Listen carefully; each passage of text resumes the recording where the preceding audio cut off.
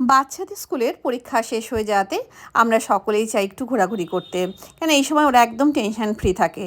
তো আমরা চলে গেছিলাম আমার হাজব্যান্ডের এক বন্ধুর বাড়িতে। ওর বউ খুব ভালো বিরিয়ানি বানায় এবং এত সুন্দরভাবে ঘরোয়া পদ্ধতিতে বানিয়েছে, যেটা খেলে না খুব যে একটা সেই দোকানের মতো ঠেকুর ওঠে সেরকম ব্যাপার একদমই থাকে না। বা দোকানে না অনেক সময় হয় না প্রচুর সেই কেওড়ার জল বা এরকম গন্ধ থাকে, সেই ব্যাপারটা ওর বিরিয়ানিতে হয় না। খুব ভালো বানায় এটা। তো সেই জন্য ও ওটাই বানালো। তার জন্য দেখলাম আলুটাকে সিদ্ধ করে ভেজে নিয়েছে, আর নুন হলুদ দিয়ে ডিম সিদ্ধ করে রেখেছে, চালটাও 80% সিদ্ধ করে রেখেছে, আর চিকেনটাকে ভালো করে কষিয়ে নিয়েছে। এবার লেয়ারিং করছে, প্রথমে ঘি মাখিয়ে নিল, তারপরে তেজপাতা দিল, আলু দিল, চাল দিল, একটা বিরিয়ানিও স্পেশাল মশলা বানিয়েছিল।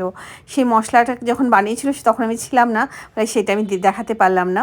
তারপরে একটু অল্প একটু দুধের মধ্যে হালকা একটু কালার দিয়ে দিল, তবে খুব বেশি কালার দেয়নি, যা একটু দোকানের একটা ব্যাপারটা আসে।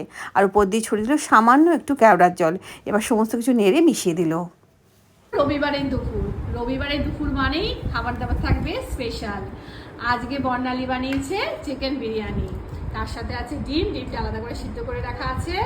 এর সাথে বানিয়েছে হলো ধনেপাতার চাটনি, রায়তা, আর কালকে বেঁচে যাওয়া টমেটোর চাটনি। এই দিয়ে হবে আজকে আমাদের দুপুরে খাওয়া দাওয়া। তো চলো শুরু করি।